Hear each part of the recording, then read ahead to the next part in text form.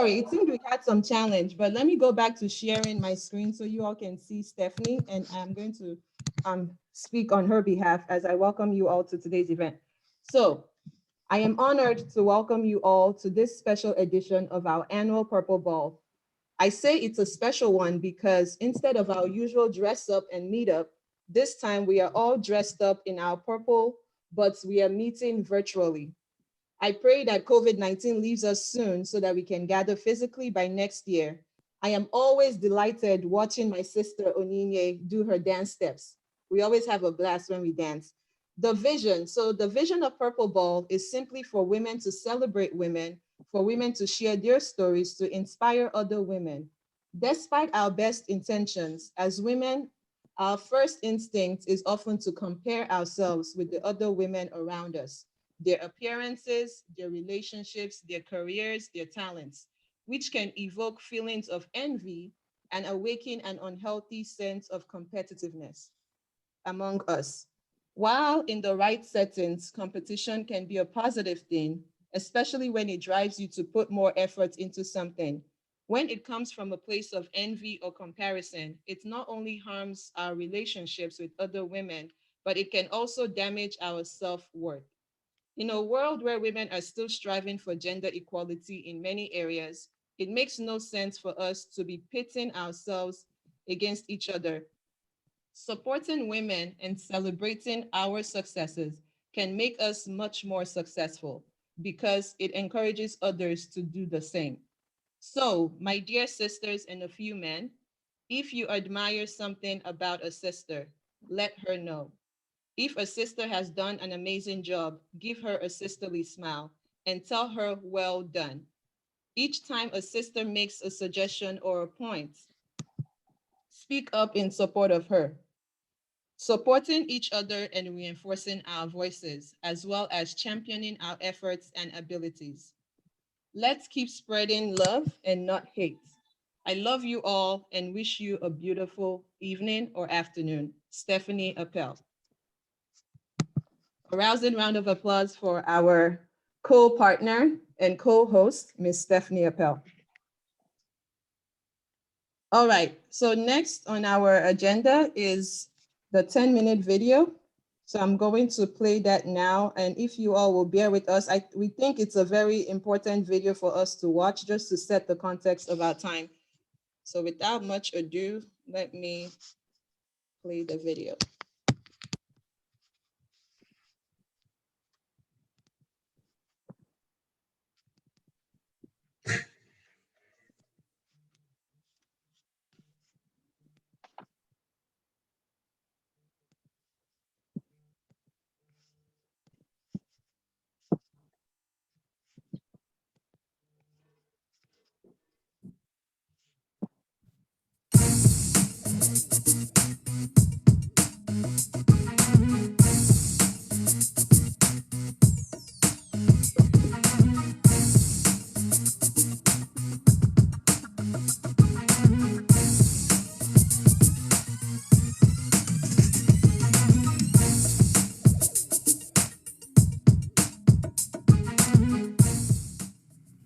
It was early March when an electronic greeting card dropped into my mailbox. The cover featured a colorful depiction of a young female figure playfully applying lipstick, surrounded by flowers and butterflies, along with the text, "Happy Women's Day." To be honest, I was a bit baffled. The following day, another e-card arrived, this one featuring a photo of a hot pink box filled with matching tulips. This second card also wished me Happy Women's Day, helpfully adding the date March 8th. Only then did I realize that International Women's Day, celebrated worldwide on March 8th, seemed to be emerging as an occasion for private rituals involving greetings, gifts, and flowers, much like Mother's Day. If that is indeed the case, it will be yet another transformation of a holiday that since its inception in the early 20th century has undergone vast changes. The first Women's Day celebration took place in Chicago on May 3, 1908. Organized by the U.S. Socialist Party, it brought together an audience of 1,500 women who demanded economic and political equality, on a day officially dedicated to the female workers' cause. The following year, women gathered in New York for a similar celebration. Inspired by these American initiatives, European socialists soon followed suit. At the International Women's Conference, which preceded the general meeting of the Socialist Second International in Copenhagen in August of 1910, leading German socialists Louise Sitz and Claire Zetkin proposed the establishment of an annual International Women's Day as a strategy to promote equal rights, including suffrage for women. More than 100 female delegates from 17 countries unanimously endorsed the proposal. What would seem a fairly innocuous gesture marked a significant break with socialist tradition. Though ideologically committed to human equality, socialists had long argued that women's liberation would only materialize under socialism, and the only way for working-class women to improve their lot in life was to join working-class men in their struggle. Feminism was seen as a cause for middle and upper-class women with their own class interests in mind. Yet fearful that the feminist demand for female suffrage might attract too many working-class women, socialist leaders decided to embrace it. Still, they insisted that the vote was a means to an end, not an end in itself. On March 18, 1911, on the 40th anniversary of the Paris Commune, International Women's Day was marked for the first time. More than 1 million Austrian, German, Swiss, Polish, Dutch, and Danish women took part in marches and meetings. The Austrian-Hungarian Empire alone witnessed more than 300 demonstrations. In the following years, similar events spread across the European continent. Generally spearheaded by socialist women, demonstrations called for women's rights and female suffrage, and many feminists readily joined their socialist sisters. The outbreak of the First World War in 1914 prompted much of the international collaboration without changing anything. Is the rules of the game very Sorry, clear? please, can we mute whoever is If you're not clear, interrupting? just say. If Renaya or Linda, please, I need your help. Thank you, sorry about that. Women. Some supported nationalist sentiments, while others protested the war and called for working-class unity across national divides. Eventually, many of these women, including Claire Zetkin, would abandon socialist parties who rallied around the war effort and instead embrace communist parties and organizations. Yet if International Women's Day generally floundered during the war years, it was an International Women's Day celebration that ultimately triggered the Russian Revolution. Russian women had first celebrated International Women's Day on March 8th in 1913. 4 years later, on March 8th of 1917, working-class women in St. Petersburg, exasperated by rising food prices and rapidly deteriorating living conditions, led a demonstration calling for an end to war and political autocracy. Once unleashed, their cries for bread and peace could not be quelled. By March 12th, Tsar Nicholas II was forced to abdicate. The events of 1917 in Russia ended up setting the date for the celebration of International Women's Day, not only in Russia, but across the rest of Europe. In 1922, Lenin established International Women's Day as a communist holiday in the new Soviet Union. The same year, Chinese communists began to celebrate it, and after the founding of the People's Republic of China in 1949, it was proclaimed an official holiday.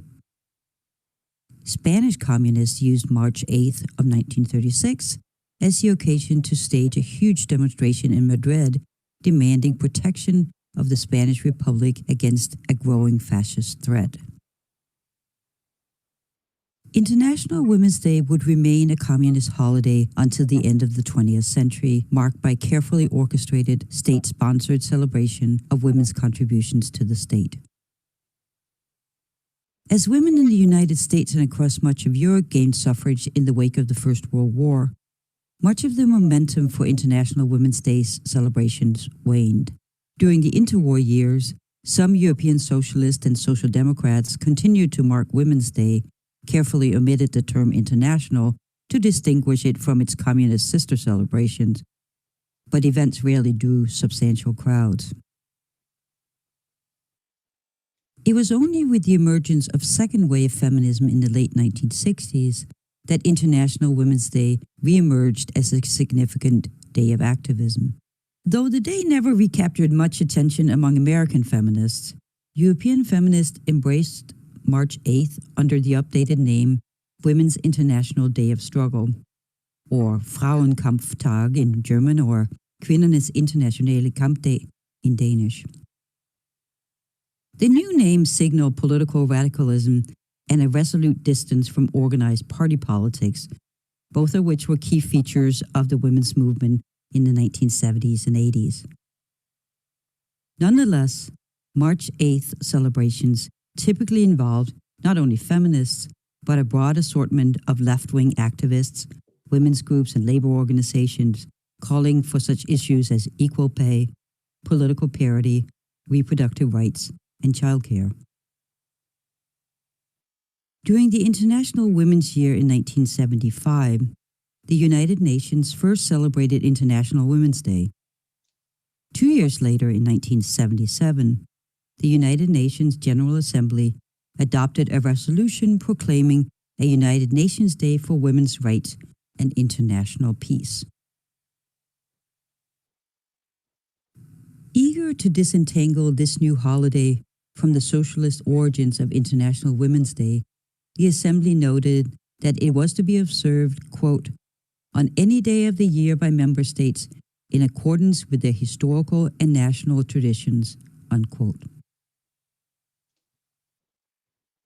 Moreover, in contrast to contemporary feminist practices of casting it as a day of protest, the United Nations billed it as, quote, a time to reflect on progress made and celebrate acts of courage and determination of ordinary women, unquote.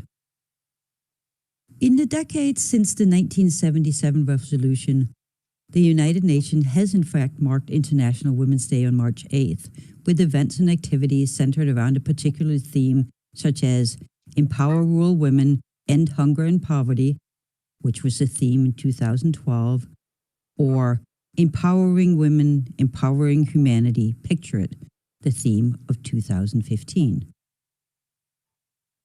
In spite of such institutionalization of International Women's Day, and in following with its long history of competing traditions, March 8th is now marked in a variety of ways around the world. In many former communist regions, it's a public holiday. In Western Europe, it remains an occasion for feminist demonstrations, and in many developing countries, women's rights activists take to the street to voice their call for gender equality. In Italy, men allegedly give yellow mimosas to women to celebrate the day. And in the United States, some people apparently send cards and flowers to honor the women in their lives.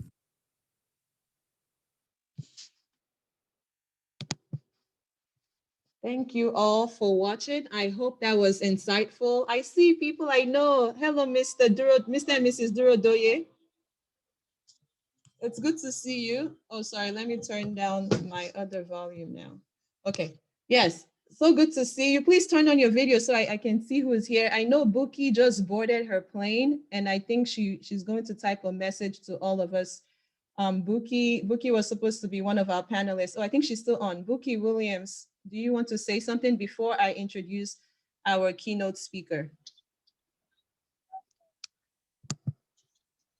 Sure. Hi, everyone. Sorry that I'm going to be missing this amazing event. My flight got rescheduled. So unfortunately, as you can see, I'm in an airplane sweating because it's very hot outside. But I think I'm really proud of the amazing work Strong Enough Girl does. I'm really sad to be missing the keynote speaker and my fellow panelists because I was really looking forward to what they were going to say. I would just say that women in leadership is a passion of mine, because I really do believe that women need to be in all decision-making spaces. I know sometimes you're told that you're not enough, or that, you know, you need to learn more, you need to gain more skills and things like that. But it's important to remember that you always have something to bring to the table. And in those spaces where you exist, you should be there and you deserve to be there.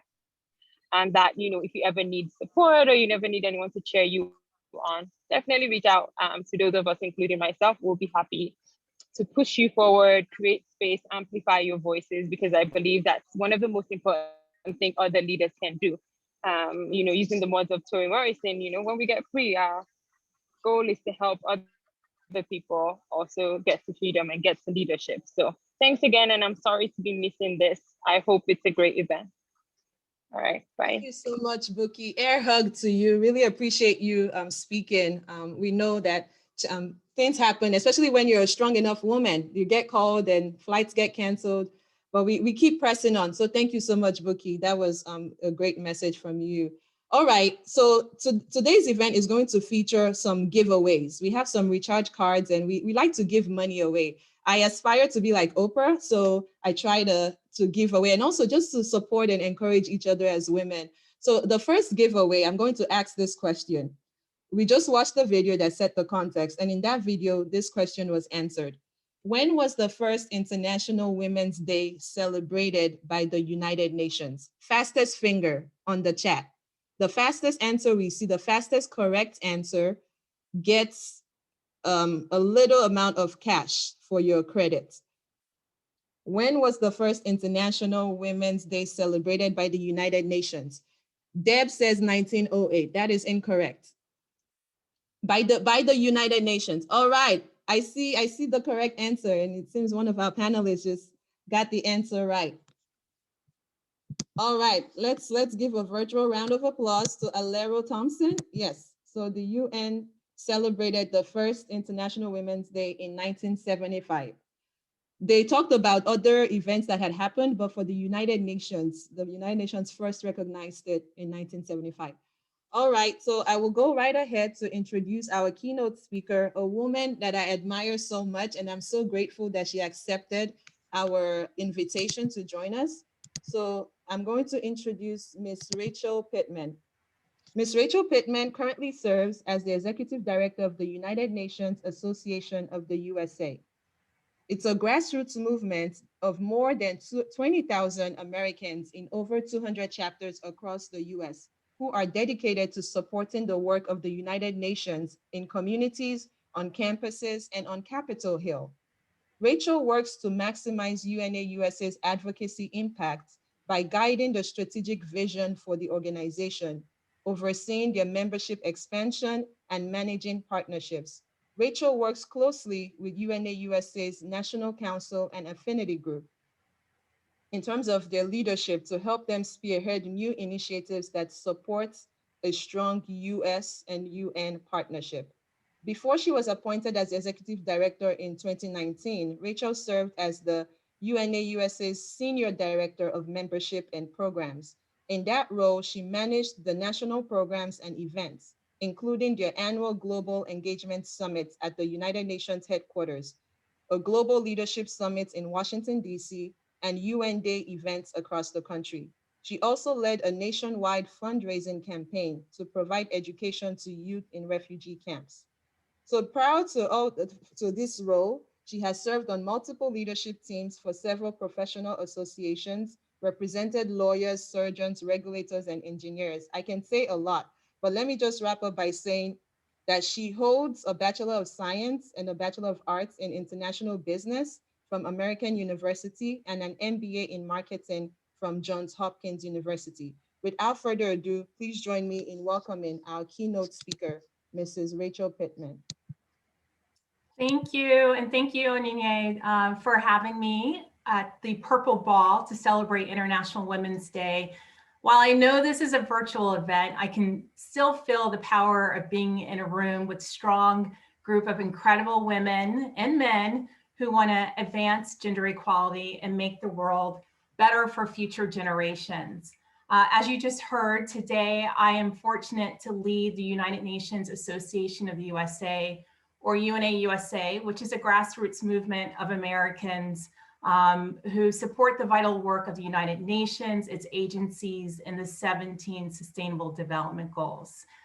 In 2019, I became the first female and first African-American executive director of UNA USA, which our organization has been in existence for more than 75 years. Now, why it took my organization so long to put someone like me in this position, I don't know. But I do know that we're not afraid of female leaders. Former First Lady Eleanor Roosevelt was a founding member of UNA USA and chairwoman of the board. She launched many UNA USA chapters across the country after shepherding the UN Universal Declaration of Human Rights to completion in 1948. Furthermore, in my nearly 6 years at UNA USA, all the elected National Council chairs have been women, one white, one Black, and now one Latinx. And many of our UNA USA chapters are led by women. Yet, I'm still the first to lead my organization. Like several of you, it's unfortunate to be the first or the only, but it's something that I've dealt with throughout my life. I moved to Memphis, Tennessee, which is not small, but a southern city in the United States in the early 80s, where it was still very segregated by race, especially by neighborhoods and schools. In middle school, my parents placed my sister and me in a prestigious private girls' school, but we were the first Black children ever to attend. I'm sure you can guess how that turned out. We faced racist incidents from classmates and teachers. After 2 years, my parents pulled me out and put me back in public school. In high school, I was one of a few Black children in the honors track. There was always pressure to succeed because our society portrays African Americans as not good enough or smart enough, especially African American women.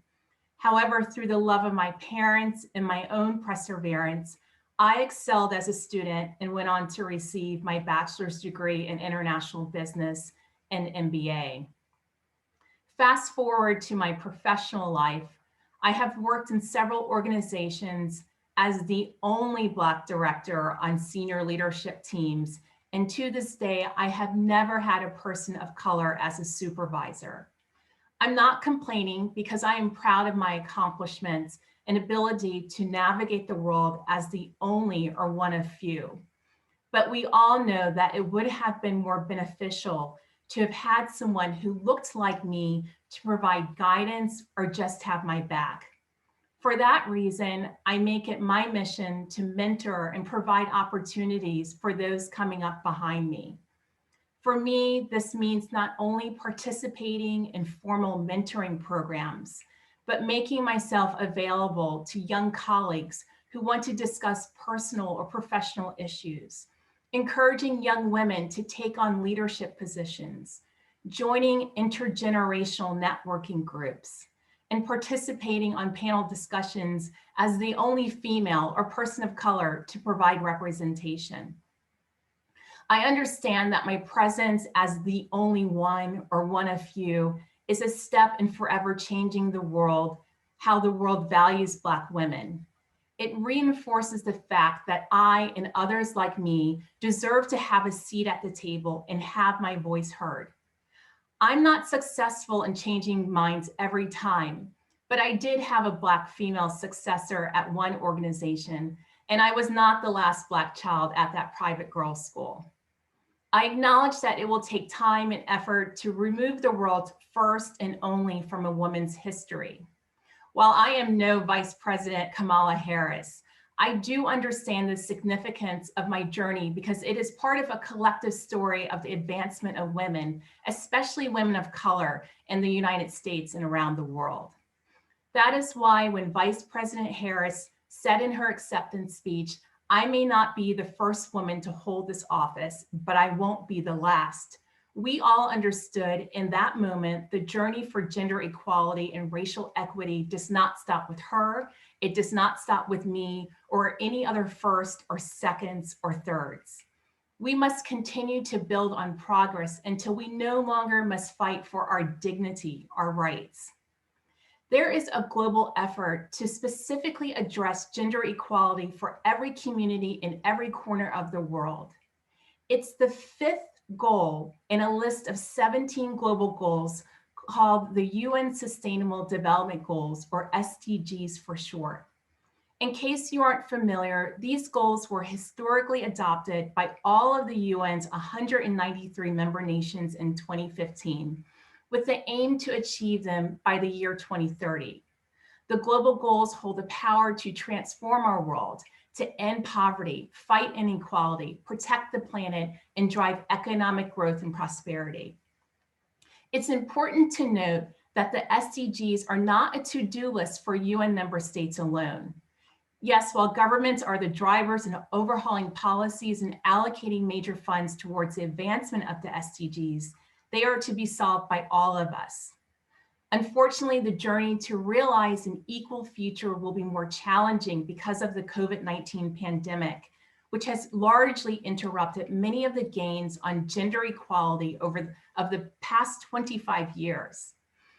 A 2020 report by UN Women showed that the COVID-19 pandemic is causing a resurgence in extreme poverty, affecting women the most. By 2021, around 435 million women and girls will be living on less than $1.20 a day, including 47 million pushed into poverty as a result of COVID-19. Globally, women have a 27% higher risk than men of facing severe food insecurity. Women healthcare workers on the front lines of COVID-19 pandemic are at increased risk of exposure to the virus. School closures are likely to increase gender gaps in education. More than 11 million girls were at risk of not returning to school in 2020. Women and girls face an increased risk of sexual and physical violence by an intimate partner due to the lockdown and confinement measures. These realities probably aren't based on stories you haven't heard, but the list of gender equality goes on. The world has lost momentum in the fight for gender equality, but that's not where the story ends. We can all play a role in shifting course to accelerate progress.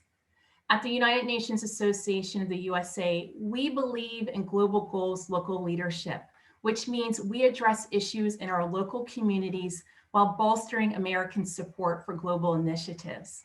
This includes anything from signing up petitions, hosting public events, volunteering at charitable organizations, meeting with leaders, government leaders, and forming partnerships with like-minded organizations.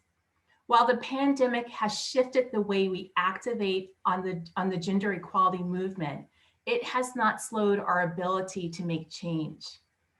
At UNA-UXA, for example, while virtually, we are still hosting robust mentoring programs that bring together young professionals and leaders to discuss career development and leadership. We sent digital petitions to urge our members of Congress to provide US funding for the UN's Population Fund, which is a UN sexual and reproductive health agency. For International Women's Day and Women's History Month, we're sending more digital petitions to members of Congress to encourage more support for gender equity in laws and policies. We're doing simple things like hosting coffee chats on women in politics to encourage more female participation in local and state governments. And next week, we're sending a delegation to the virtual UN Women's 65th session on the Commission on the Status of Women to engage other gender advocates and to discuss progress and gaps in promoting women's rights, review the status of women around the world, and shape global standards on gender equality. While these are just a few examples, it shows you that there are several ways that one can get involved to change the trajectory of equality and equity for women and girls. As a participant in today's event, I encourage you to join this movement because there is so much to be done. For example, just think about ways you can support more women to run for office so policies that affect women and girls can be overhauled or created. Use your networks to place women in leadership positions at various organizations and in government. Work with leaders to implement a robust diversity, equity, and inclusion program in their place of business so there is a pathway for women at all levels. Create more mentoring programs to help girls and young women navigate a world still plagued by gender disparity. Invest in programs that address issues affecting women and girls at a higher rate, such as poverty, hunger, sexual and reproductive health, jobs and education, to name a few. And don't forget to seek male allies. Their participation and support are critical to our movement. As you know, women's rights are humans' rights. Yet today, there are still pressing human rights challenges that women and girls continue to face in schools, in the workplace, at home, and beyond. Therefore, we must continue to bring women and diverse voices to all levels of society for us to grow as a nation and as a world. If we are consistent on these actions, along with so many others, we will have a chance to achieve gender equality and the other global goals by 2030. I just want to thank you all. Thank you once again for allowing me to be a part of this incredible moment. And hopefully one day I'll be able to join you in person at the next Purple Ball. Thank you. Thank you so much. Thank you so much, Rachel. And yes, to you being able to join us in person. I'm hoping that next year we can have a global event. It might not be in Nigeria, maybe another country, but hopefully I like to think big, you know, we can do this. But Rachel, this is not on the agenda, and Margaret, I hope you will forgive me. I know Rachel might not stay with us till the end. I wanted to give an audience member a chance to ask a question. Rachel, are you okay answering one question? Yes. Awesome. Who's the brave person? First person to unmute yourself and speak. Oh, Mr. Samuel, go ahead. Thank you for raising your hand. Mrs. Rachel, I mean, your comment is quite inspiring, you know, and I really want to say that here in Africa, most women will want to take inspiration from your testimony. Again, of course, here in Africa, our tradition here is tailored in a pattern, in a way that really achieving gender equality will really be an issue. There's the plague of ignorance, there's the plague of poverty, there's the plague of, you know, the superiority of the man to the woman. For movement like you, I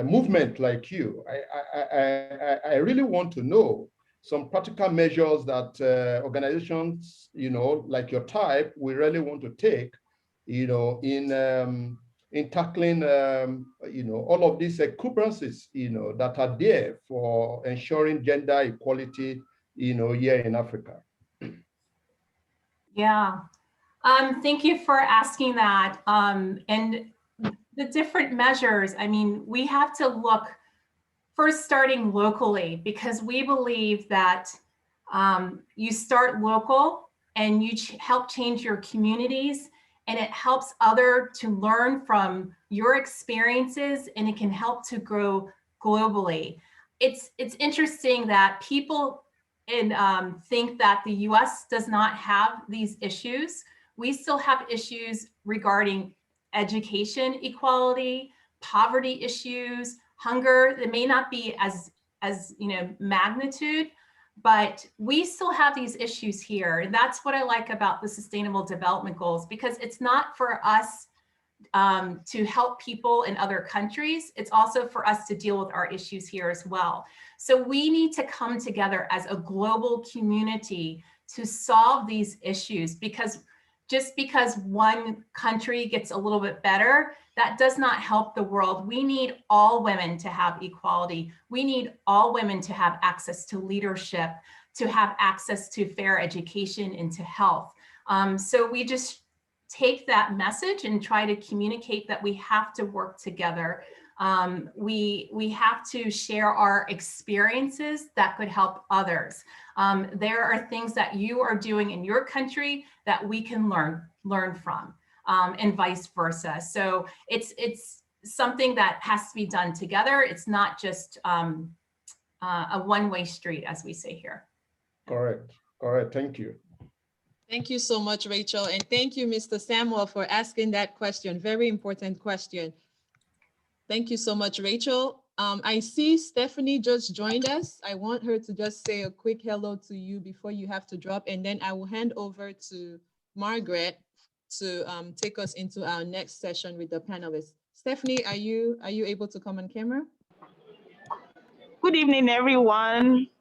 I'm so sorry I'm not able to join. I'm at a very noisy area. My film opened in the cinema yesterday, so I'm doing some follow-up, but I'll be coming in quickly, checking up on you people and going. I just came to see how you're doing, and so far I'm excited what I'm hearing. So you will have a very beautiful evening. Thank you. Thank you so much, Stephanie. And thanks again, Rachel. Please, one more round of applause for Rachel before she leaves us. And Thank you, everyone. I appreciate it. thank you so much. Margaret, over to you. Okay, good evening from Nigeria, everyone. Let me begin by saying another big thank you to Rachel for sharing our inspiring stories and being able to really give us very quick points on how we can get involved. You know, it's easier to just stay aloof and say things are not working the way they should work. But again, there's a whole lot that we can do. And I'm excited to invite and introduce our amazing women who will be taking up the panel discussion. Of course, we're supposed to have 4 panelists. So earlier before we had Buki, that's Olabukola Williams of Education as a Vaccine. She's the executive director. And one key point she made very clear is the fact that we need to normalize women in leadership at every phase. And it's not just that you feel, oh, I'm not enough.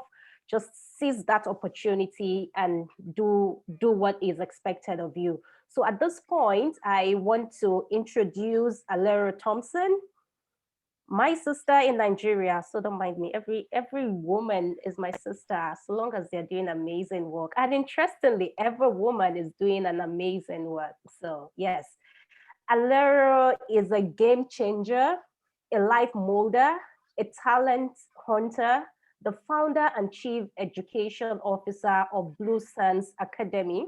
She was competitively selected among the best 100 in the Donors for Africa's Social Innovators Bootcamp program for those creating impact in their communities. Isn't she amazing?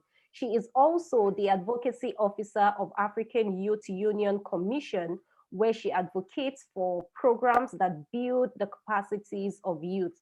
Alera is a Global Peace Ambassador. This award was given to her for her passion towards a peaceful world. She is an alumna of the African Women Entrepreneurship Cooperative Program, where she underwent a 1-year training in business and leadership and had a workshop with other 200 women in Tanzania. She was competitively selected as an Obama Fellow and had the humbling opportunity in meeting President Barack Obama with other 200 outstanding African leaders. Our initiative, Sound Her, was nominated for Best Idea by the United Nations Educational, Scientific, and Cultural Organization, and in 2018, overall Best Business Idea Northwest Nigeria in the Microsoft Accelerate Labs competition. She is an Atom School German Fellow, where she worked with other German fellows in Stuttgart, Germany on sustainable enterprises. And she's also a 2019 Tony Elumelu alumna that won the 5,000 Grant Award $5,000 grant award in the business plan competition. She is presently tutoring young girls in STEM education and coding to prepare them as future tech entrepreneurs.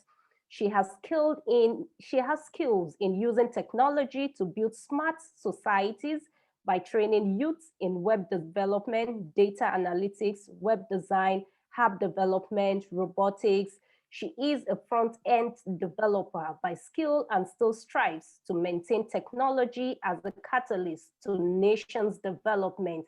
When Alera is not working, she enjoys playing beach ball, swimming, dancing in the pool. We need a round of applause for Alera Thompson. Thank you so much. We're so glad to have you talk to us today. And next is Dr. Allison L. Watson. Dr. Allison serves as a dean for the College of Education at Florida Agricultural and Mechanical University. Dr. Watson had focused her research on urban education, faculty of color in higher education, and urban school and university partnerships. She is a full professor and tenured graduate faculty with a substantial amount of teaching and research experience in areas such as educational research, advanced educational measurements and statistics, public school relations, and instructional strategies. In 2010, Dr. Watson found Teaching and Urban Reform Network, TURN, a program to prepare pre-service teachers in urban education and encourage effective pedagogical practices. This work has served as a platform for successful acquisition of grants, research presentations, journal article, and a book chapter. Dr. Watson is a 2014 Pinnacle Women of the Year awardee from the Majors Commission on the Status of Women, a recipient of the 40 Under 40 Most Influential People in Oklahoma award from the Oklahoma Magazine, and the 2012-2013 recipient for the College of Education Outstanding Faculty in Service Award from NSU. Dr. Watson is married to Derek, and they have 3 children, Andrew, Harry Joy, and Adam. The couple believes that their calling is to empower others to pursue their passion and ultimate success. You're very much welcome, Dr. Watson. So happy to have you on this panel. And last but not the least, of course, is Michelle McKinsey. Michelle is an international development professional with global experience in Africa, Brazil, and the Caribbean, where she is from. She is the founder of a Gazilla Online Academy, host of Where's the Funding? Africa Edition podcast, and a mentor and advisory board member of the Evolve Mentorship Program, which of course you would hear about on this program today. She has varied interest and experience in project and program design and management, curriculum development and training, capacity building, strategic development, innovation and learning, impact communication, agribusiness, food security, and supporting early stage entrepreneurs. Michelle has held several positions in program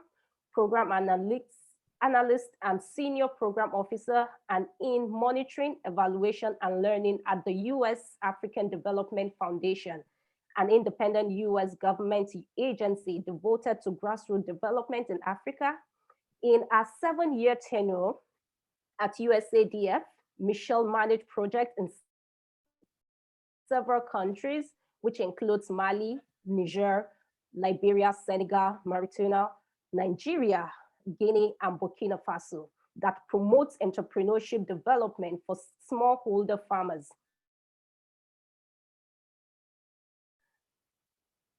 Particularly women as a pathway out of poverty from 2007 to 2009 as a community and youth education advisor to the Ministry of Education at the Direction for Secondary Schools in Zinder. Michelle was also a Peace Corps response volunteer in Mozambique, 2010 to 2011, where she worked as a community and gender integration coordinator for AgroFuturo, a USAID-funded agribusiness promotion project. Welcome, Michelle McKenzie. Okay, so at this point, I would just like to turn to our panelists.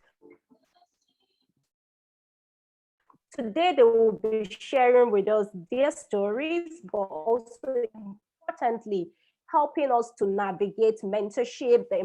I can only but tell you that we're in for a life-changing experience this evening, I mean from Nigeria, so afternoon in the US or whichever part of the country. So I just want to turn to Alero to start with. So one of the questions we'll like to, when did you first realize you were a leader? At what point did you realize, oh, I'm a leader? We'll like to know.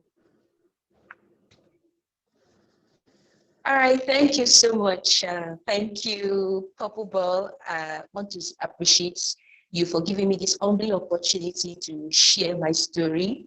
I took a slogan for myself for this International Women's Day that I stand to inspire. I choose to challenge. So when I first realized I was a leader was when I discovered a problem in my community and decided to bring a solution to that problem. Now, what did I discover? I had part of my year spent in the northern part of Nigeria, Kaduna State to be precise. So I saw the problem of girls' education. I discovered that the educational level in the north is cannot be compared to that in the southern part, the eastern part, and the western part of Nigeria. I had all my school years in the southern part of Nigeria. So when I was in Kaduna, I discovered that they were lagging behind, especially young girls. So I decided to go to secondary schools. Okay, what can I do to encourage more active participation in education? So with my skill as a front-end developer, I decided to form a club called Blue Coders, where I train young girls to look in their communities and build mobile apps to solve problems in their communities. So when I did that, I discovered I was a leader, ability to bring that initiative to solve problems in my community. Thank you. Thank you so very much. You know, there's a quote that I love so much. It talks about you see the need and you take the lead. So a leadership, it's not position. It's about you feeling when there's a need, you step in to fill the gap. And thank you so much. Just let you also know as participant, feel free to drop your question. So right after this, my conversation with the panelists, Rachel will come up to take questions. And however, we will continue with our own conversation, but just do well to put down the question even as the conversation go on. So I would turn now and I would ask the same question. When did you first realize you were a leader? But in addition to that, it will be good to learn from you. What role has mentorship played in your life? Well, I discovered that as much as I have so many young girls looking up to me as their mentor, I also need other older people that have been in the business of helping young girls and women. So I had some mentors. Presently, I have 3 mentors. So the first mentor I had was a lady who had an opportunity of working with young girls. So most times when I have challenges in my work with these girls, so I go up to her and I ask her, okay, what are the things you did to come out from these challenges? And she would tell Alero, this is the real thing. In Nigeria, it's this and it's like this. And if you don't do it like this, you will not get these things. So it has really helped to shaping me as a individual. It has helped to shaping my IQ. It has helped to form who I am today. It has helped to also make me be aware in the sector where I find myself. So mentorship has really helped to give me focus. It has helped me to things I gain from my mentors. Thank you. Yeah, thank you so much for sharing the significance of mentorship.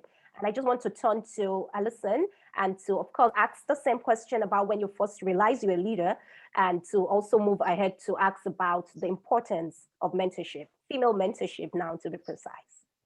Sure. Thank you so much, Margaret. It's a pleasure to be here with you all today, and I really find it so valuable. And you all have added so much value to my life with sharing your stories and your significant backgrounds to impact women. So I thank you, Onyenye and Stephanie, for allowing me to be here today. And Strong Enough Girls. It's just amazing. So I would say that I recognize leadership very early. I had to be in kindergarten or first grade. And very much like Rachel Pittman shared, I attended a school that was not very diverse and had not had a lot of students of color in it. And so we were sitting at the lunch table one day, and one of the young ladies, the same grade as me, pulled out her white rice and her kimchi. She was an Asian American student. And all of the kids started teasing her and laughing and saying that her lunch was very smelly, and she started to cry. And so I stood up and I admonished them in a nice way, but I also said at that time, and I can remember it like it was yesterday, but I was very young. I said that we had to understand people's differences, and that her lunch was good to her and it came from her culture, and her parents loved her enough to prepare it, just like they were eating a bologna sandwich. It could have been nasty to her, but she didn't bully them because of it. And so I remember that day very distinctly because she felt empowered because I stood up for her. And then all of the other students realized that it's not okay to treat others differently. And from that day on, they never treated anyone harmfully again. And I became really a class champion. The teacher would use me to be a mediator, and that was in kindergarten or first grade. I can remember that. So from that time, I also remember not only what it did for that young girl who was my classmate, but I remember what standing up and being a leader did for me. And I knew at that point in my life, very early on, that no matter what I did as an adult, no matter what I did in the next grade or the next grade, I was always going to find a way in my life to be empathetic for others and to also lead others with compassion. That was to answer the first question. And then the second question, what role has mentorship played in my life? Mentorship has been very significant to me. I often looked at women, like I would say, if any, I don't know who the youngest participant in our event is today, but if I was a young girl and got to hear from Rachel Pittman or got to see Kamala Harris, it would have the same impact that mentorship has had on me, even as an adult. Um, I found out that it's very difficult to find mentors who have not only been successful in their careers, but have raised children and have a relationship with the Lord, because my religion and Christianity is very important in my life. And then also have a wonderful relationship with their husband, their spouse, and value that. And so my mentor not only does that, but she also is one of the most highly sought after academic leaders in the United States in terms of higher education. And she believes in women empowerment. She believes in connecting women to their next career and advocating for them. And she has played a significant role in my life because she has helped me share an understanding of balance, because I see that there are different ages and stages in our conference today. When you're in a younger stage and you're developing and you're putting your goals in front of you, you're so driven. And I was in that role. I received my PhD at the age of 25, and I have these big plans to become a university president. And I wasn't looking on either side. Like I was like, this is the thing I'm driving towards.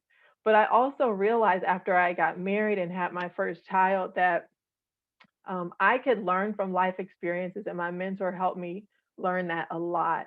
And she said, you know, when the Lord or whenever your path is for the next time that you're supposed to move up, you'll know, but value your experiences each day and see how much you can impact others around you, and just appreciate the moment. So my mentor helped shed light on that for me, and it changed me when we had that conversation, and we continue to visit about that. So events like this and having women mentors who can really pour into you, like how I feel on Yinye, I feel like I'm one of her mentors, but I also feel like she mentors me because she just has such a compassionate and thoughtful way of looking at life. So those are my two responses. Thank you so much.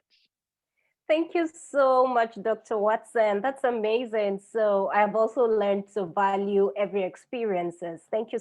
You've shared so much. I don't even know, like it was just, and there was so much punchline, and especially taking us through how the very time you discover that you're actually a leader, and talking about empathy. And that takes me to the question to Michelle McKinsey. And it would be good and great to learn about when you first realize you're a leader. And I know that you can be here till tomorrow, tell us the significance of mentorship, of course, being on the Evolve Mentorship platform. But if you will forgive me, I will go to question 3 and to really find out from you, what does it mean to be empathetic? I mean, like walking in someone's shoes. And why is it important in mentorship, especially when you're mentoring women and girls? Over to you, Michelle. Thank you, Margaret. I think my story is a little bit different. It took me a lot longer I took a more winding path. I've always appreciated people who knew very early where they were going and what they wanted to do. I always had a very strong sense of self and was very self-directed, but I was never quite sure. So I was one of those doubtful people, and took a while and journeyed about. But my significant thing in terms of leadership, when I went to Peace Corps in Niger, I was working on some curriculum related to population education and the role that women can play in sort of that discussion around demographic growth and how demographic growth, environmental impacts, and economic development sort of coincide, and that women are at the nexus of that. And then when I found out I was going to be placed in Niger, and I started doing research on Niger, and I'm like, man, this was the perfect place. It's like a perfect confluence of things for me to really be able to go out there and do something different and unique. And I was very committed to it. And the Peace Corps is not always easy when you're sort of like thrown into this environment that is so different than what you're accustomed to, not knowing the language. I went in with a little bit of French, certainly no Hausa, and having to figure out how to deliver this message that can be so culturally sensitive, right? And do it in a way that is respectful, but cuts through a lot of that and gets at what is really being communicated, and having to figure out the right ways in which to do that, to make the right partnerships, reaching out to the right people, knowing that I don't have to lead from the front. I can lead from behind, because this is not a subject matter that I can lead from the front on. And so I had to find a local counterpart who knew the culture, knew the language, understood the social norms, and had him lead out front while I stood behind.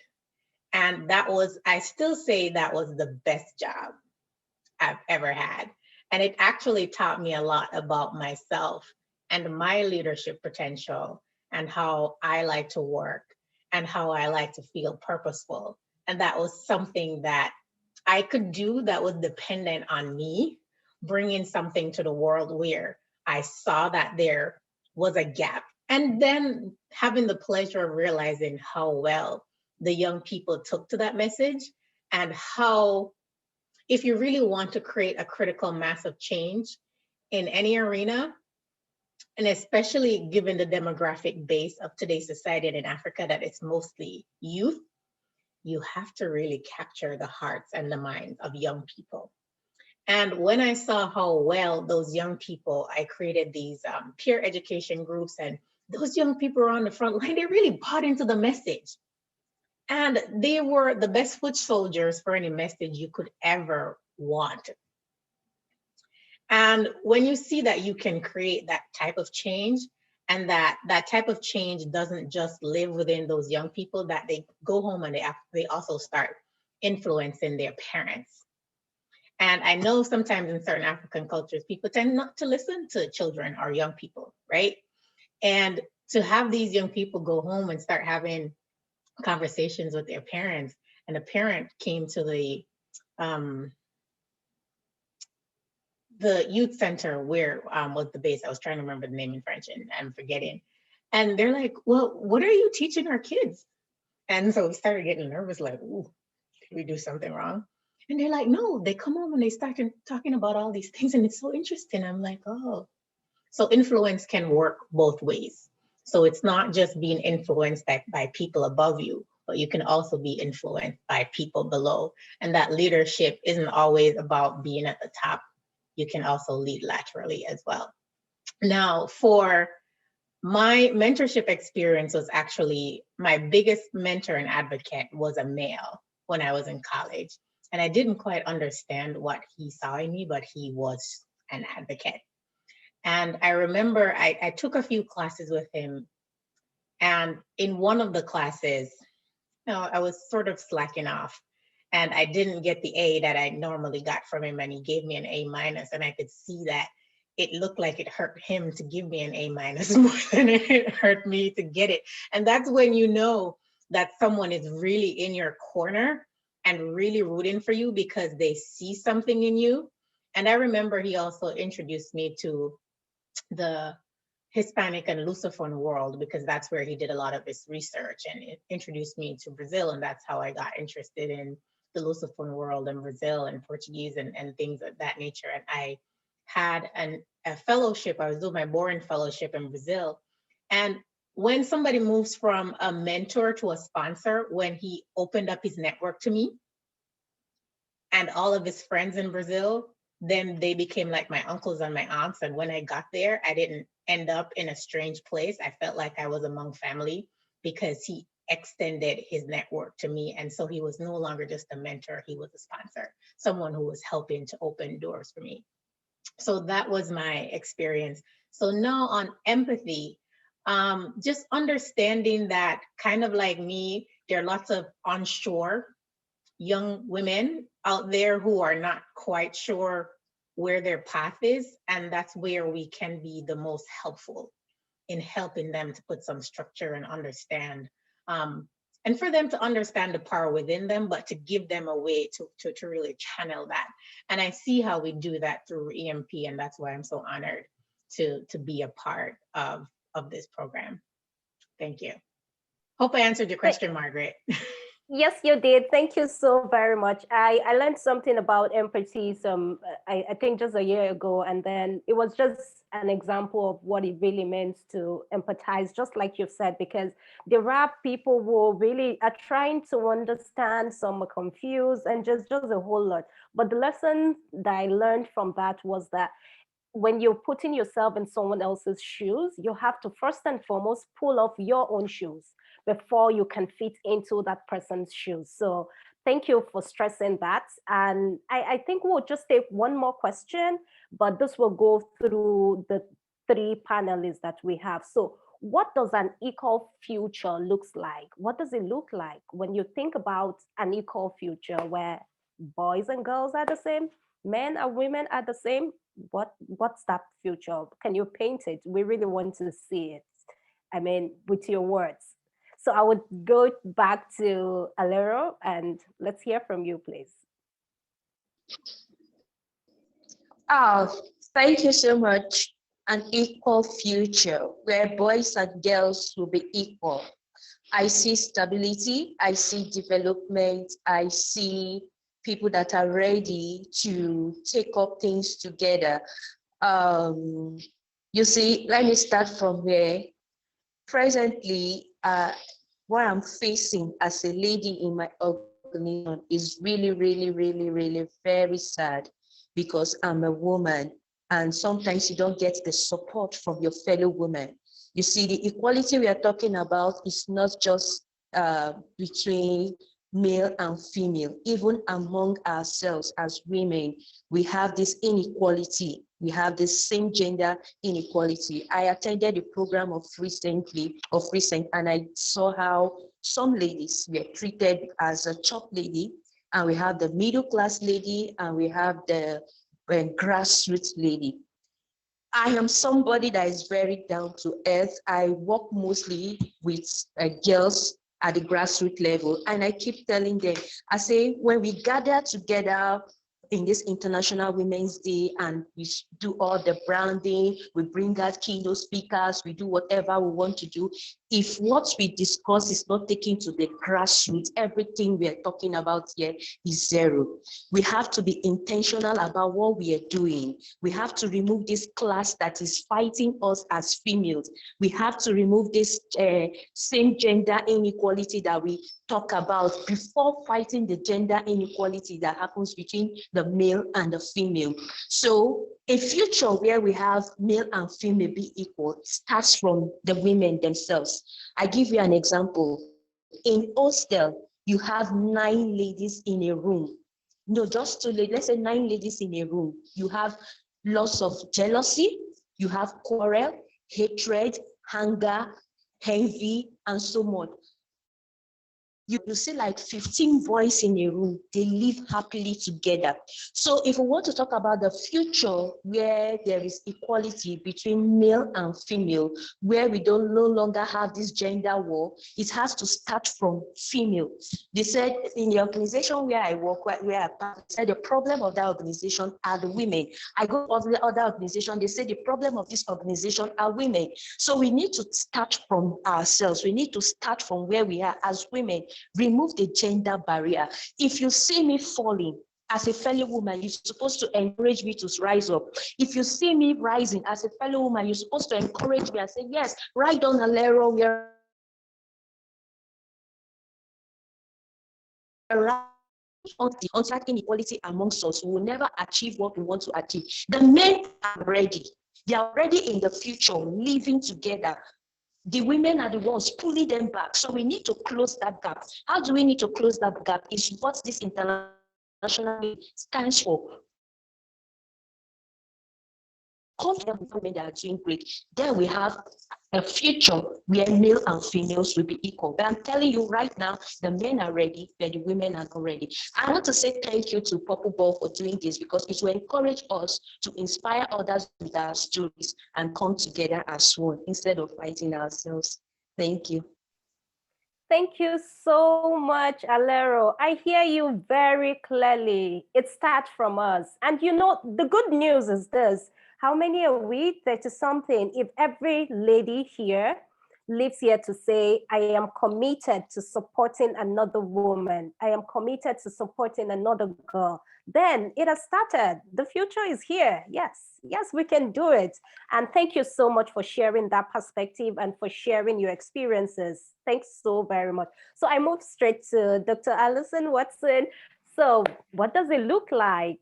Is it, you know, I was even tempted to say, is this achievable? But yes, we can do all things really. So, yes. But let me know what it looks like.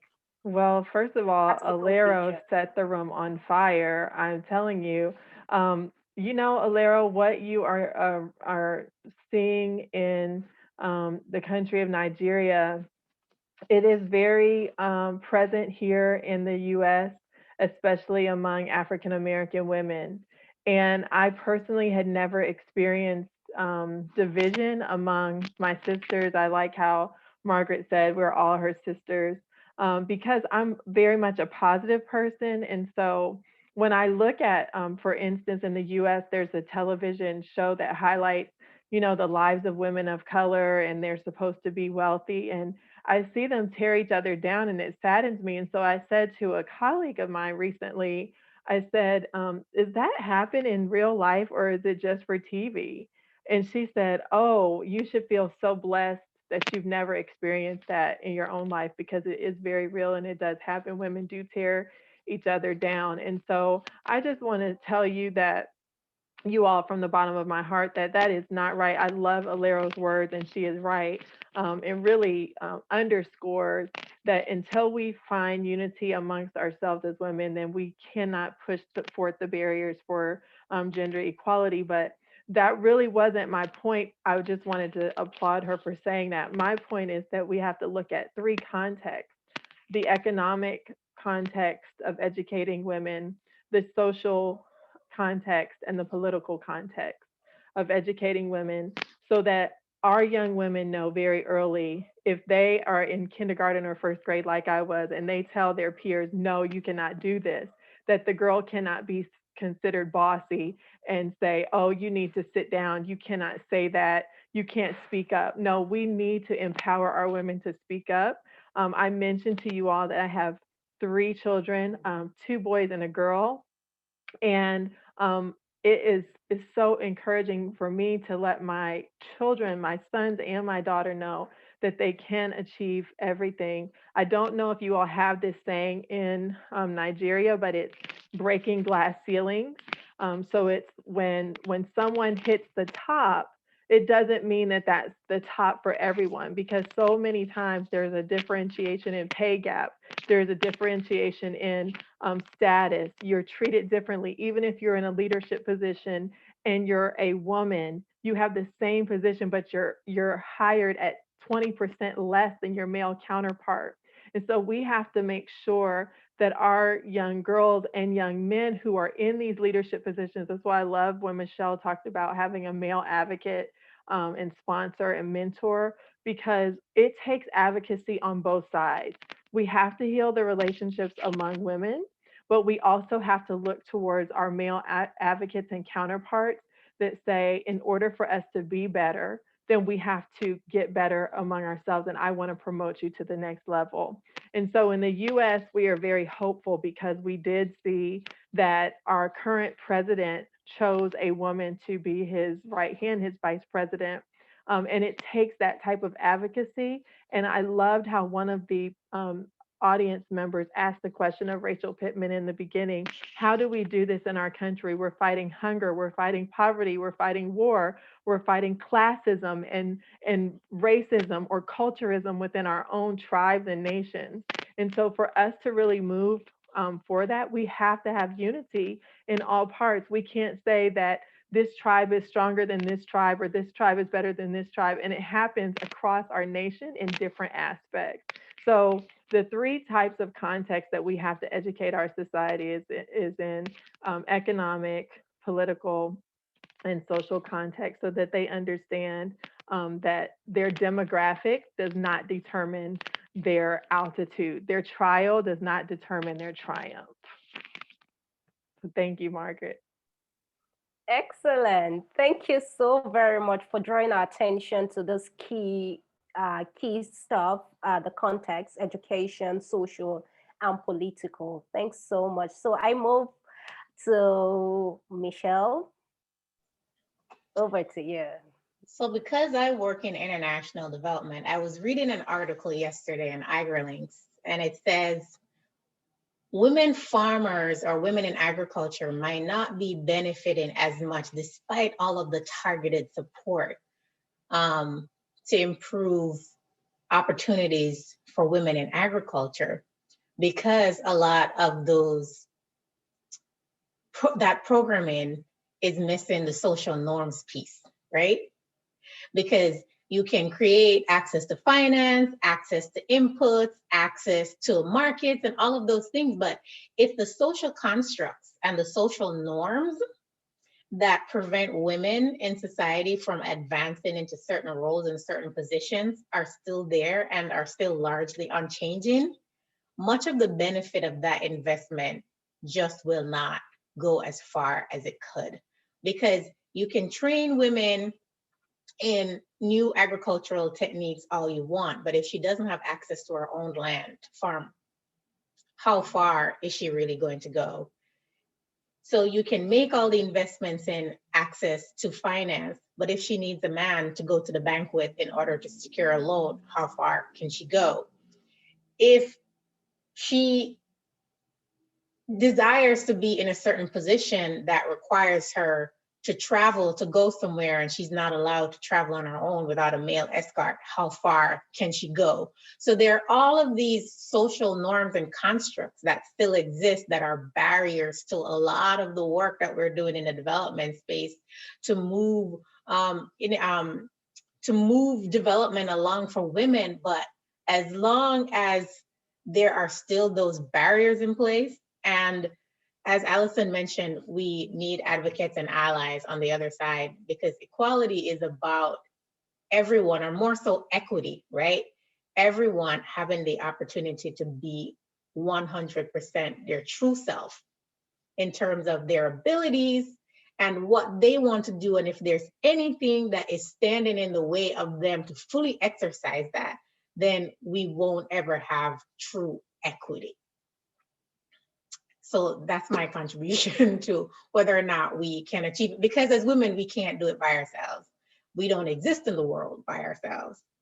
So we need to advocate with others to enable us to be able to break down some of the cultural barriers and the social norms that keep women. And when I'm talking about cultural barriers and social norms, I'm not just talking in places like Africa and Asia and all these other places. I'm talking about right here in the United States. As Allison knows, a lot of those constructs and those barriers still exist. There is this funny thing here for women in business. You know, Black women in the US are starting more businesses than any other demographic. But even for white women, I think a story came out a few years ago where they were trying to get access to something or whatnot, and they couldn't. And then they had a male white friend call for them, and all of a sudden he was able to get through. And so everybody needs to now then have like a white male as the face of something. And you see it also in access to funding and financing. And you even see it on the African continent itself, that a lot of the entrepreneurs in Africa who are getting funding are not even indigenous Africans. People are realizing that they have to have a white co-founder to open doors for them so that they can get funding. And so, you know, realizing that if it's just you railing, it just won't work, because it's not just you that's a part of the problem. And you didn't create the problem. Women didn't create the problem for themselves. We didn't put ourselves in this position, right? And so it's not just our efforts alone that's going to sort of reverse and deconstruct these social constructs that keep us in the positions that we're in now. Thank you. Thank you so much, Michelle. I agree perfectly with everything you've said. And, you know, to just think that we can do it by ourselves because we do not exist by ourselves. You know, most times, especially when I'm discussing with girls, the issue it's always about those girls don't live in isolation. It's a systemic thing. Everyone has to be on board. So, and that also still takes him back to looking at the social context, the political context, and all of that. You guys have been amazing. Of course, you're still going to stay there because we have a lot of questions. So that means that you still have time to talk again. And we're so excited to hear you talk to us again, even as we ask the question. But because you're such an amazing woman and you've done just so well within the span of a few minutes, I've learned so much. Thank you so much for sharing. I think I'll just turn it over to our DJ to play a Superwoman, because we've got super women in the house. So we need to get on the dance floor and shake our body. And after that, we have the question and answer. So if you've not dropped your question, kindly do so. DJ, over to you.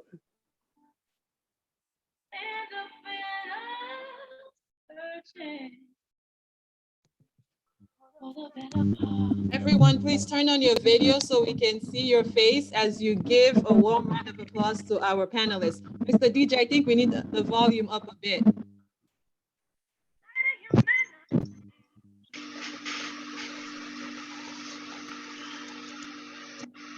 Mr. DJ, we're not hearing the song, but while everyone is turning on your cameras, I would like to do a group photo. I'm sorry we missed our keynote speaker at the beginning, but DJ, we can't hear the song, but please, everybody turn on your video. I think this is a great time to, and you can get up and stretch. Please stretch your body. Let's see who's best dressed. Can you see my nails?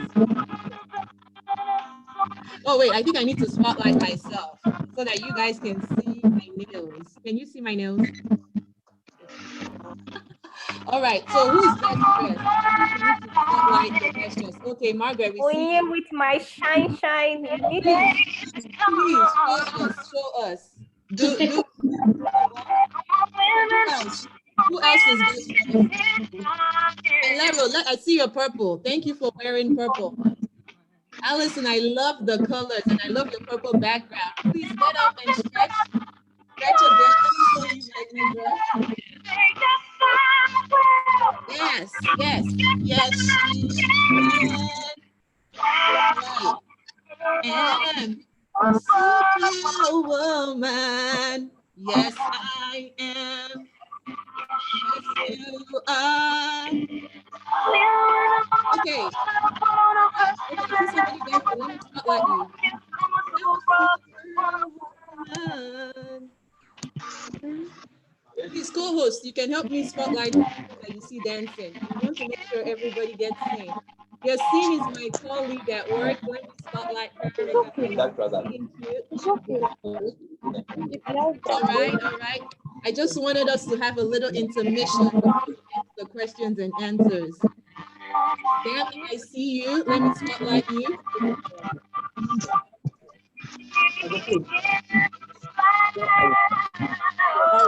All right, okay, okay. Because we want to respect time, and at the end, actually, you all have your dancing shoe. We're going to have a little dance party once we wrap up. But I will let Rachel take over from now on, lead us into question and answer.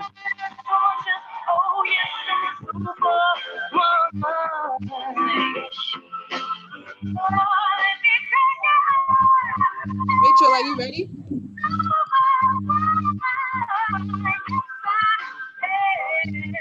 Thank you, Mr. DJ.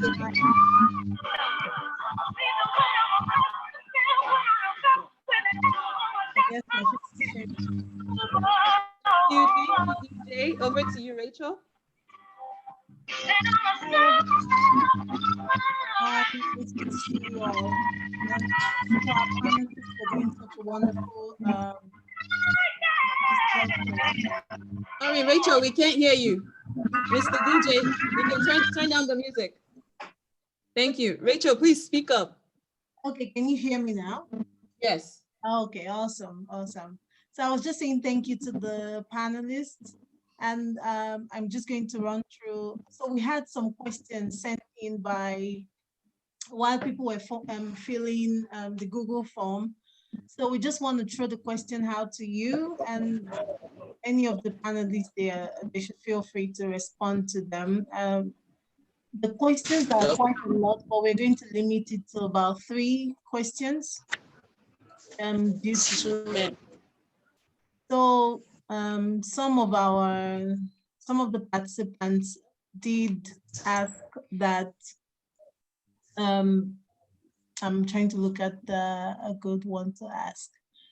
So they said no. So one of them wanted to know.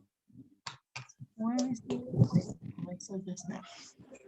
So one of them wanted to know how you can. How a young girl can deal with the kind of pressure they get from home. I think that is still relating to the kind of cultural ideas or ideology that still run around within our spaces. So they wanted to know how they can handle such situation when they're faced with such. Then another question. I hope I'm audible. Another question is something about how can a woman handle condescending comments in the workplace? So I can answer that. I actually had that as one of my responses. Okay. Because I was sharing, there was a question for the panel about looking at mentorship and what does it mean to be empathetic? And then also, and I touched on that, but it was also, if you could go back 10 to 15 years, what would you do differently in regard to your leadership or mentorship journey? And I was wanting to share that 10 years ago, I would have been 34, and I had just was pregnant with my 3rd child, and I was climbing this track in higher education to get to the next level. I had turned in my tenure portfolio, and I was going to become a full professor. And I remember my colleagues laughing at me and making jokes about me being pregnant and making very disparaging comments to my face and behind my back about my husband and my relationship. And in the US, I could have filed an EEO complaint or something, but I just couldn't believe it. It was very disparaging. But I chose to put my family first, and I always have. So I have this order of priorities: God, family, and then work. And so it was a hard decision because I was in a culture that was all dominated by white and mostly men who were the man of the home. And if their wives had children, they weren't really helping. They weren't the caretakers. And so as a young African American, 34 years old, 3 children, I had to go up for full professor, which requires a vote. And the vote has to be unanimous in order for you to move on. So when they made those very disparaging comments in front of me and asked me very sexist questions and very just disparaging, I don't even want to repeat them, I looked at them and I had this inner strength, and I said, my choices in life and what I choose to prioritize does not in any way impede my professionalism and my ability to excel in my field. And so when my tenure dossier went out, I had written more articles than they had. I had published more work than they had. I had been in national conferences, so they could not help but unanimously vote in my favor. And so when people make those condescending comments, and it has happened a lot to me in the workspace, I often encourage young women to see their own future in the eyes of that condescending comment. Because once you can see yourself and your vision very clearly, it hurts, but your drive to achieve more, it burns that comment to the root. Thank you so much for that. That was really inspiring. And I'm sure a lot of other girls there and myself, we are listening, and we're hoping that that's something we're going to take up all the time. Thank you so much for that. I know I asked another question. Okay. I don't know if Michelle wants to respond to that. Looks like Alera wants to say something. Okay. Yeah, I wanted to say something as regard to the first question, how a girl can handle some situations they face at home. So I'll give myself as an example. And if you discover in Nigeria, we have lots of broken homes. I came from a broken home where my mom left the marriage quite early. So my dad brought in my stepmom. And from that day, my life became, I'm the only daughter with 4 boys, so I was treated differently by her. I faced abuses, I faced rejection, I faced hatred, even from the so-called father that once loved me. It's a very young teenage girl. So when I go to school, I feel very timid from other people because school was supposed to resume by 7:38. I go to school 9 a.m., 10 a.m. because I have to finish the chores at home while my brothers are in school. So I faced it for so many years until one day I could not bear it again. I decided to take my own destiny into my hands. And what did I do? I had to call on my auntie and told her that if you don't take me out of this house, I'm going to run away. She told my dad, and my dad picked me up that I wanted to bring disunity between him and the wife. So I left home to stay with my grandmom. From my grandmom's place, I started struggling and hustling with my grandmom till I finished my first degree. And I decided to be focused and determined. That was how I was able to turn my situations around. I decided to be something good, to prove to my stepmom and my dad that even if I'm a girl, I can still be something better. I am first a human being before I'm a girl. So I decided I came in contact with my mentor who introduced me to so many opportunities. And I had the opportunity of having a program with Obama. I can tell you from that day, my life changed. Just one word from Obama. He said, you are the one you have been waiting for. That is, nobody can solve your problem in your family, your society, your government, whatever problem around you you want to solve, you have the ability to change that.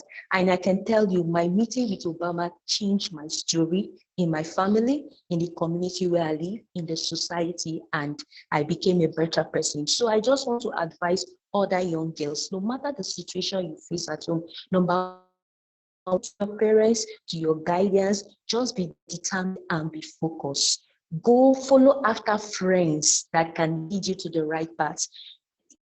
It's good to be the and the what and whatsoever, but be determined and be focused that you want to be.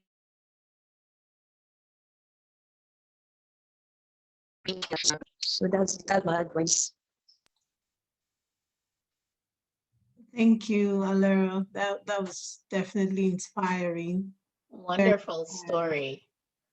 Because, you know, unfortunately, the truth is that the situations that we're born into aren't always the most supportive, and parents aren't always your strongest advocates. And Alero's story is a strong testament to that if you're strongly self-directed and you know what you want for your life, even if nothing around you looks like it, right? You have no direct examples. You just know that you were meant for more and there's something else out there for you.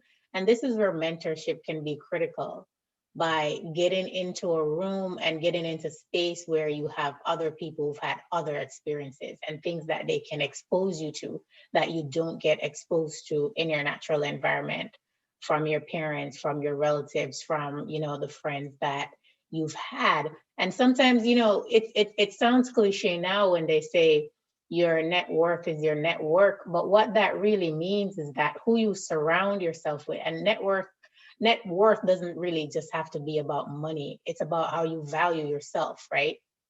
And how you see yourself and your contribution to the world and what you want to add to it. And if your surroundings that you're in isn't providing you that, mentorship is one pathway to get out of that situation, right? Because your mentors can introduce you to different people, different situations, to let you know that there is a whole different world out there, different opportunities that are available to you, and to make you believe, if you've never believed before, that good things can come from you. Because sometimes these environments can really beat you down and fill you with self-doubt, make you think that, okay, you're from here, you're this, you'll never be this or that.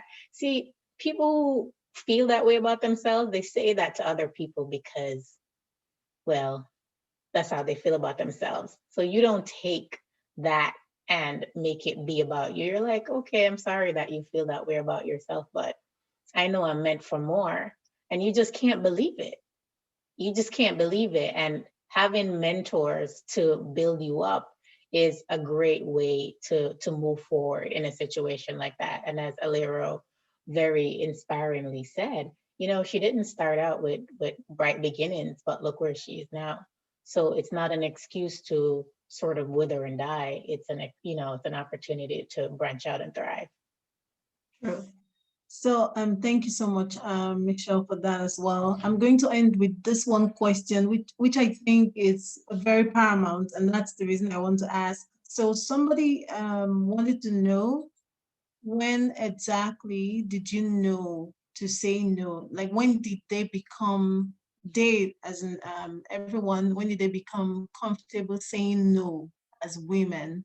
And the reason I'm throwing this question out is because I know that no happens to be difficult for some people to say in certain situations. So if any of you could share something practical, we can just end with this question. Thank you.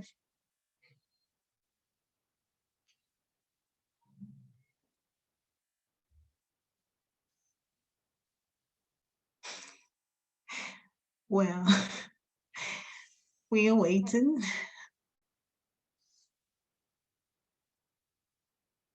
Who wants to take this one? I don't know. I guess I'm not understanding the context of when to say no. Yeah, what's the question again? So, so someone just wanted to know, when exactly did you start feeling comfortable enough to say no? That means maybe no to anything that you just don't want, because I do realize that no for some may be difficult. Even when they really want to say no, they feel a bit scared or discouraged to say that and just say yes when they really want to say no. So the person who asked this question just to know that, when did you start feeling comfortable to say no without apologies or thinking too much I about would say my inner, for every decision that I make, and I don't want to try to be like so ethereal, but honestly, if there's a decision that I have to make regarding my schooling or profession or a hard, difficult decision, I follow peace. I ask myself, what value does it add to me? What value does it add to my family? What value can I add to someone else? And if I answer none or no in any of those questions, then it's a very easy no for me. For me, I would say that when saying yes compromises you in any way, as Allison said, in terms of your values, or it's going to take something away from you. If it doesn't feel additive for you to say yes, then the answer has to be no. And you can say it in a nice way. You're like, maybe not at this time or something, but don't allow guilt, and I've done this in my life, make you say yes to things that don't add anything to you. And it feels like it's taking something away from you, and you do it because you feel guilty. Please rebuke the guilt. Alero will allow you to close this out. Okay, thank you, Rachel. When I get to the point of saying no, from a real life experience, there are some tempting situations where I look at what is on the table and having the ability to say yes or to say no. If I don't have the instinct, the conviction in my spirit, I'm a strong believer of God. If I don't have a conviction to go on, I'll just say no. No matter how fantastic it is, I'll say no, because I'm very careful with my self-image out there. Thank you so much, Alice and Lara and Michelle. That's really awesome. And yes, for me, I am quick to actually say no, just to give myself a chance to go to think about it and see if there's actually any value, so I don't commit myself in any way. But yeah, I'm still committed to helping people to understand that when you say no, it's not because you're a terrible person, but it's because you are intuitive. Actually, you just want to think about these things properly and ensure that you're getting the most of it. So thank you so much. And yes, when he's ready to take it off. Thank you.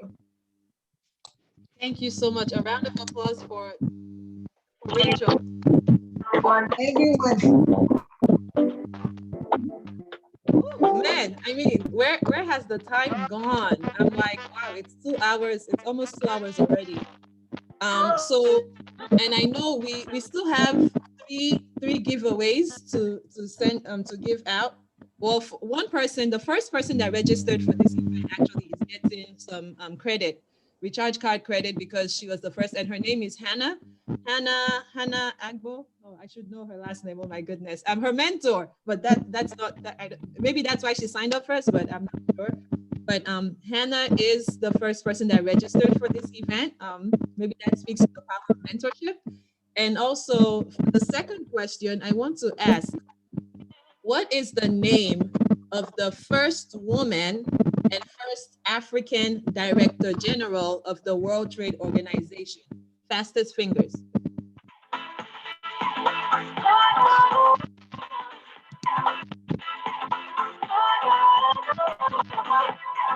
All right, Ifunanya, I hope you're looking at the chat. Fastest finger. Loretta gets it. Awesome. All right, I can do one other question. Oh, this one is easy. But let's give our global audience a chance here. Well, that was also a global question.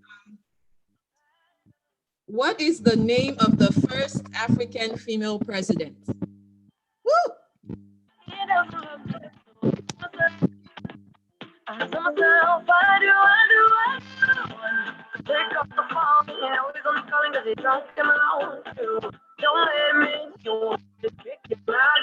All right, I see Lois. Or Lois put the answer first. All right, all right. Do we want to do one more?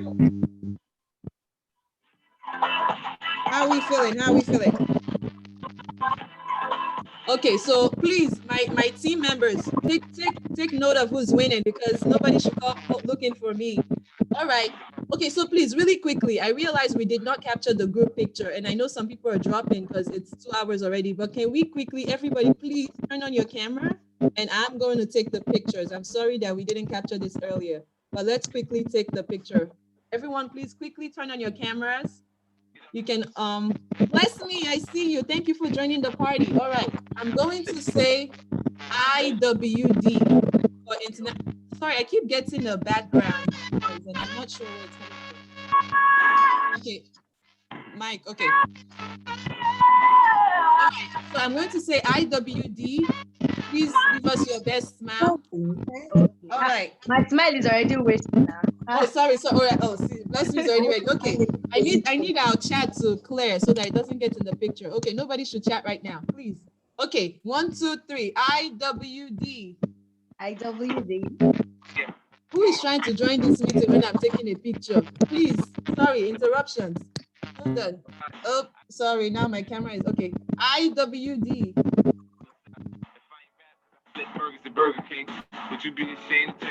Okay. Now.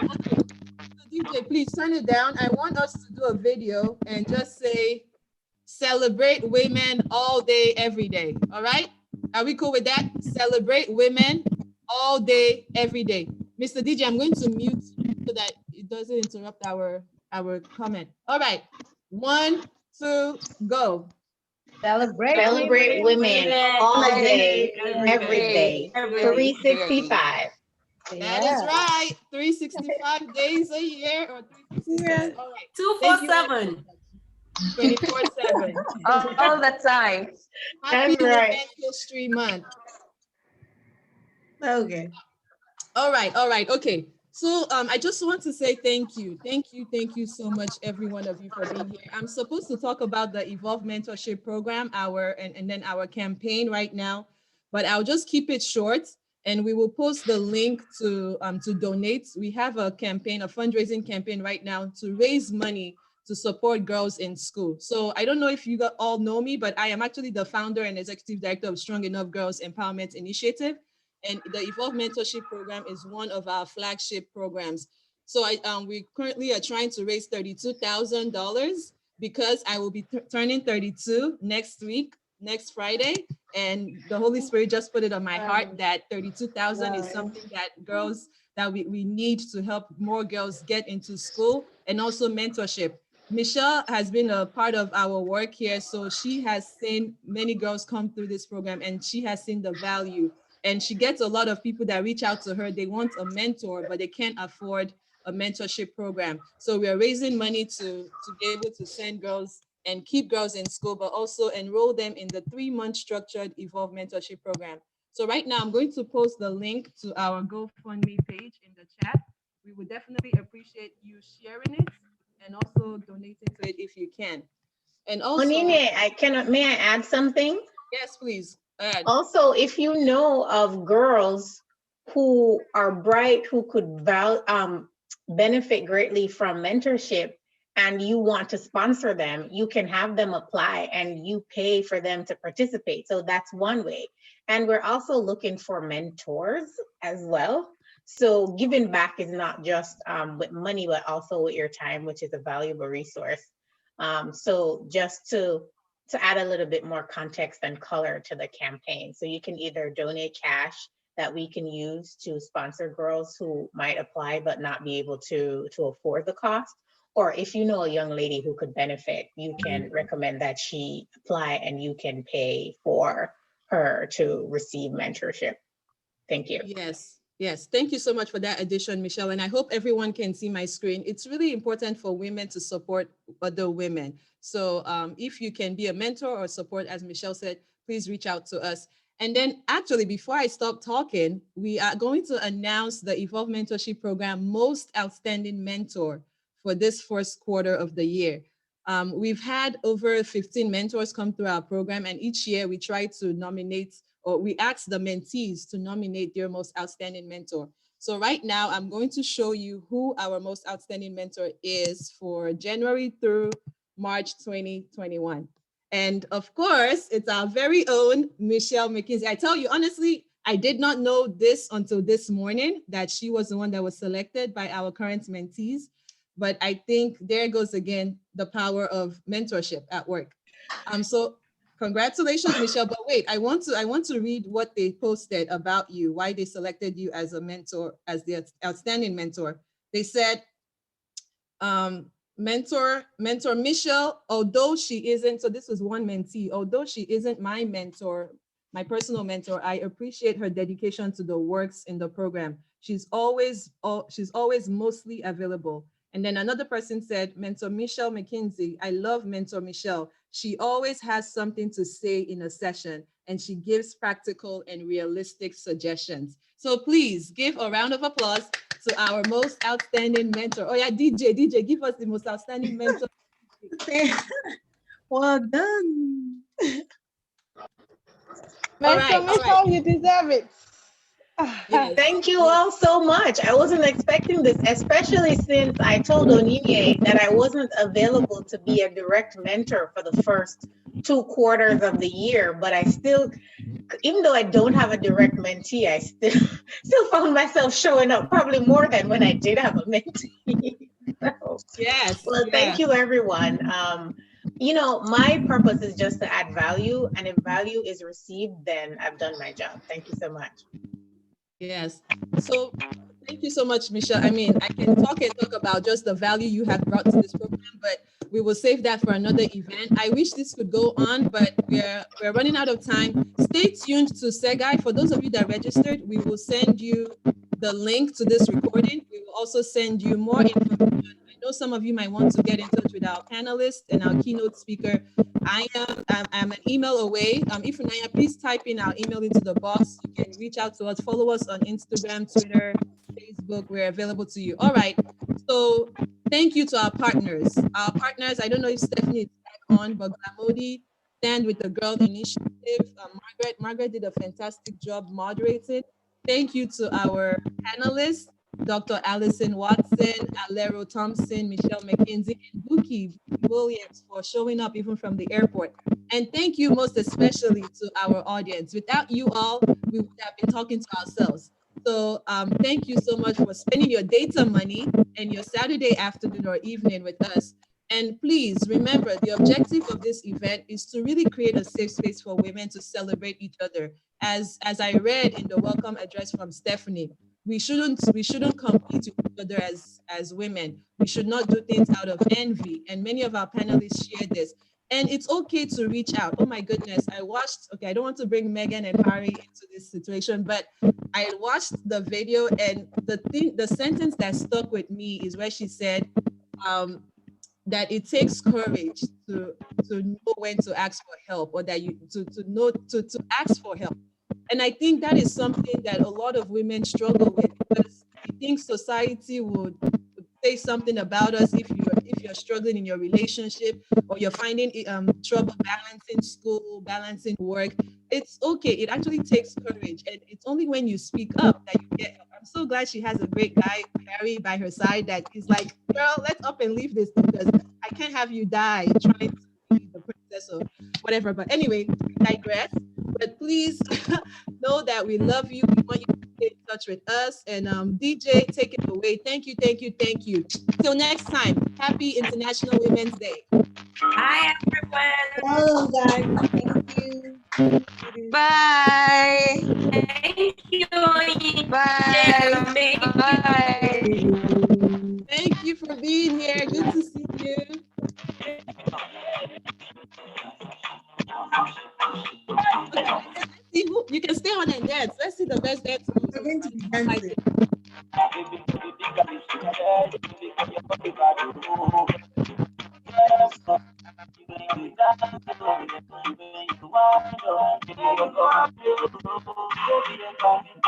Come on, my Nigerians in the house. Show us your dance moves. I want to see. I see a baby. Let's see baby's dance moves.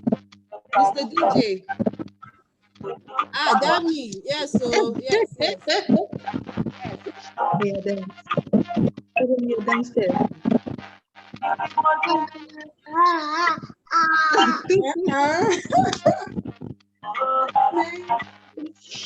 Bye. Bye. Here's my song. Okay, I see Elizabeth. Elizabeth, I see you. I see you. Let's do this.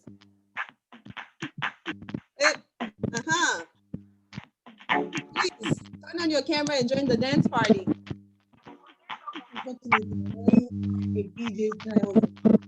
Hi, Chioma. I see you. Oh. Jerusalem.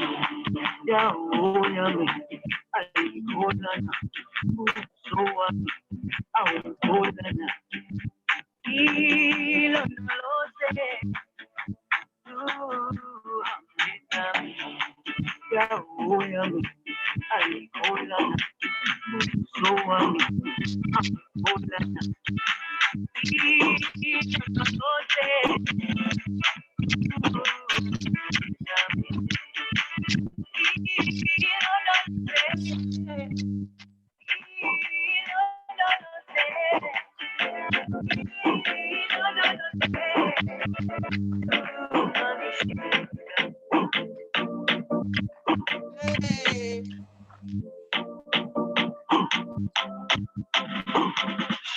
No matter where. I love this song. It says, remember the road that can lead you home. Hey.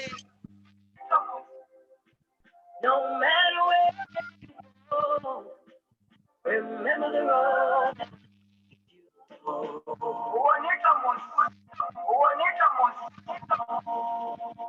Never leave you.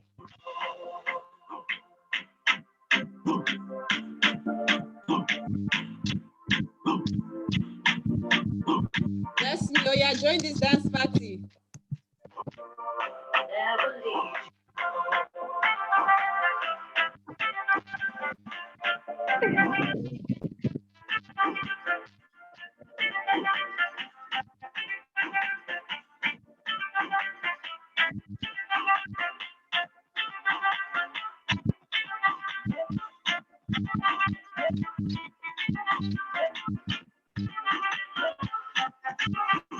All right, this is the last song, go, because I have another appointment. Oh, yeah. Rachel, I see you digging it. Now, where are you? Why can't we see? There's no light here, unfortunately. I'm sorry. There's no light. We are feeling you from here. Okay, let me stop the recording, but we can keep that.